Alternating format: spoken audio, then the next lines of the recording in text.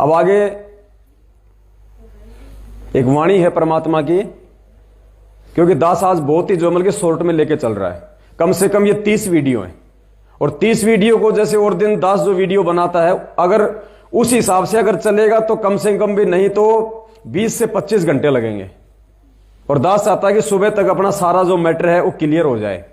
Short में अपन चले, क्योंकि काफी बार आप और हम इनका जिक्र करते आए हैं, तो अब हम थोड़ा सा शॉर्ट में चलेंगे, बोलेंगे कम और दिखाएंगे ज्यादा, क्योंकि समझदार को संकेत ही काफी होता है। अब आगे जो वाणी है एक परमात्मा की, तुम मिलकर संगत सारी जय बोलो बंदी, उसमें लास्ट का जो चौपाई आती है, देखो कोई भी शब्द है ना परमात्मा का, वो बहुत ही सार युक्त है। और लास्ट में विशेषकर परमात्मा सारा जो निष्कर्ष होता है ना उसको डाल देते हैं उसमें। तो तुम मिलकर संगत सारी जय बोलो बंदी छोड़ की, इसके लास्ट की जो चौपाई है, मुझे पता नहीं आप लोगों ने ध्यान दिया या नहीं दिया, लेकिन दास को परमात्मा ने जो सद्बुद्धि दी है उस आधार से दास आपके सामने उसका जो निष्कर्ष है वो रखने जा रहा है। और आपको भी पक्का यकीन हो जाएगा कि इस निष्कर्ष के अलावा इसका दूसरा कोई अर्थ नहीं है। गुरुदेव ने शब्द का कोई अर्थ नहीं किया इसका, यह अर्थ परमात्मा ने आप और हमारे लिए छोड़ दिया, साध संगतियों के लिए छोड़ दिया। अब आप ये लास्ट की जो चौपाई है, आप इसको ध्यान से सुनना एक बार। तुम मिलकर संगत सारी जय, तुम मिलकर संगत सारी जय, सतगुरु जी की दया हुई जब भगत तेरा हर्षाया था, सतगुरु जी की दया हुई जब भगत तेरा हर्षाया था। काशी जी में आश्रम तुम्हारा इस दीन न पाया था, काशी जी आश्रम थारा इस दीन न, ये संत सदा उपकारी जय बोलो बंदी छोड़ की, ये संत सदा उपकारी जय बोलो किए तुम मिलकर संगत सारी जय। अपने आत्माओं, ये जो वाणी है, इस वाणी में परमात्मा ने इतना बड़ा सार छुपा दिया, इतना बड़ा रहस्य छुपा दिया, जो अपना आप में एक बहुत बड़ी बात है। क्या वाणी है? काशी जी में आश्रम तुम्हारा, वो सतगुरु जी की मेहर हुई जब भगत तेरा हर्षाया था। सतगुरु जी की मेहर हुई जब भगत तेरा हर्षाया था, काशी जी में आश्रम तुम्हारा इस दिन ने पाया था। इस दिन का मतलब खुद गुरु जी अपने लिए कह रहे हैं कि इस दिन ने पाया था। अब कौन से गुरु जी की मेहर हुई थी? अब गुरु जी कह रहे हैं कि सतगुरु जी की मेहर हुई जब भगत तेरा हर्षाया था। अर्थात ये जो वाणी जो बोली है गुरु जी ने, ये अपने वर्तमान गुरु के लिए बोली है, स्वामी रामदेवानंद जी महाराज जी के लिए। तो स्वामी रामदेवानंद जी महाराज जी के सामने एक अच्छे भगत की भूमिका करते हुए संत रामपाल जी भगवान क्या कह रहे हैं कि सतगुरु जी की मेहर हुई जब भगत तेरा हर्षाया था।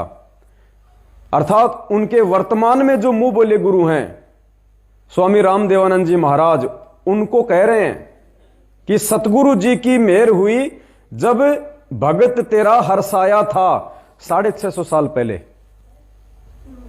क्योंकि ये जो रामानंद जी जो थे, जो 650 साल जो पहले जो हमारे गुरुदेव के जो मुंह बोले गुरु बने थे कबीर परमेश्वर के, वो 650 साल पहले वाले रामानंद जी ही आज के रामदेवानंद जी महाराज है। ये वही आत्मा है। तो यहां परमात्मा इस बात को कहां पे घुमा रहे हैं, थोड़ा आप इसको समझने का वो प्रयास करना कि सतगुरु जी की मेहर हुई, अपने वर्तमान गुरु को कह रहे हैं कि 650 साल पहले जब आपकी मेहर हुई, सतगुरु जी की मेहर हुई जब भगत तेरा हर्षाया था, और काशी जी में आश्रम तुम्हारा इस दिन ने पाया था। यानी अपने वर्तमान गुरु को कह रहे हैं कि हे पूज्य गुरुदेव, काशी जी में आश्रम तुम्हारा, जब 650 साल पहले जब आप मेरे गुरु थे, और उस समय जो काशी जी में जो आपका आश्रम था, काशी जी में आश्रम तुम्हारा, इस दिन ने, यानी मुझ रामपाल दास ने ही उसको प्राप्त किया था, पाया था यानी प्राप्त किया था। तो 650 साल पहले रामानंद जी के आश्रम को किसने प्राप्त किया था? कबीर जी ने किया था ना। तो आज परमात्मा इस बात का यह संकेत कर रहे हैं कि सतगुरु जी की मेहर हुई जब भगत तेरा हर्षाया था, और काशी जी में आश्रम तुम्हारा इस दिन ने पाया था। वरना एक बात बताओ, अगर कोई ये कहे कि भाई गुरु जी भक्तों को लेके जो काशी की यात्रा पे गए थे, ये तो उस समय भजन गाया था परमात्मा ने, तो गुरु जी कब गए भाई काशी की यात्रा पे? 1994 के बाद ही गए ना अपने भक्तों को लेके, क्योंकि नाम दीक्षा तो गुरु जी 1994 के बाद ही देने लगे। तो 1994 के बाद ही गए होंगे गुरु जी मगर में, काशी में, भाई जो यादगार बनी हुई है। तो गुरु जी ये नहीं कहेंगे कि भैया काशी जी में आश्रम तुम्हारा इस दिन ने पाया था। क्या गुरु जी से पहले और कोई नहीं गया था वहां पे? क्या गुरु जी से पहले ये काशी और मगर के जो ये हैं आश्रम, क्या वहां पे और कोई नहीं गया था क्या? वो तो 500 साल से बने हुए हैं। तो यहां परमात्मा 650 साल पहले वाली जो घटना है, क्योंकि ये शब्द है परमात्मा के, और शब्दों में क्या होते हैं? संकेत। तो अपने वर्तमान गुरु को माध्यम बना के, और परमात्मा ने यहां पे दो कंसेप्ट फाइनल कर दिए कि एक तो आज के जो गुरु हैं, स्वामी रामदेवानंद जी महाराज, संत रामपाल जी भगवान के जो मुंह बोले गुरु हैं, ये वही आत्मा है जो 650 साल पहले रामानंद जी थे। उस समय भी ये इनके मुंह बोले गुरु थे, और आज भी ये इनके मुंह बोले गुरु हैं। तो उनको कह रहे हैं गुरु जी कि सतगुरु जी की मेहर हुई जब भगत तेरा हर्षाया था, और काशी जी में आश्रम तुम्हारा, कि गुरुदेव आपका ही आश्रम था वो 650 साल पहले, आप ही थे वो। काशी जी में आश्रम तुम्हारा इस दिन ने पाया था। एक पाया होता है ढूंढना, और एक पाया होता है प्राप्त करना। मीरा जी ने क्या कहा था?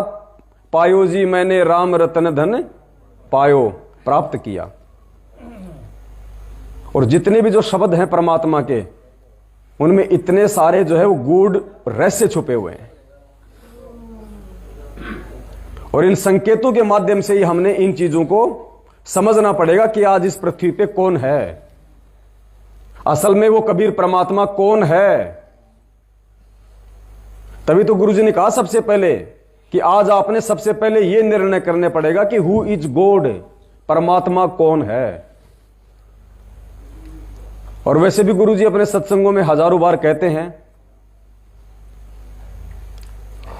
कि अपने द्वारा रची गई सृष्टि की सही सही जानकारी वो कबीर परमात्मा ही आके देता है।